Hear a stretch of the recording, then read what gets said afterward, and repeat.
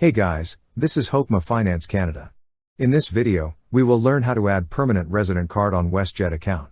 We will also include links for some of the banking products we recommend in the description below. To start, open the website westjet.com, then click on the Sign In button. On the fields provided, enter your email or WestJet Rewards ID and password. Then click on Sign In. Once you're signed in, you will see several tabs at the upper part of the screen. Click on the tab that says WestJet Rewards.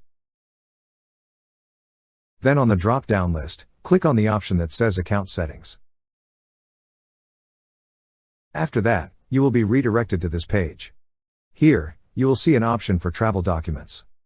Click on Travel Documents. Under Travel Documents, you will see an option for Permanent Resident Card. Click on Permanent Resident Card. Then on the fields provided, enter all the necessary information such as the issuing country, your full name, gender, nationality, date of birth, the expiry date of the card, and the permanent resident card number. After entering all the necessary information, click on Save. That's how you add permanent resident card on your WestJet account.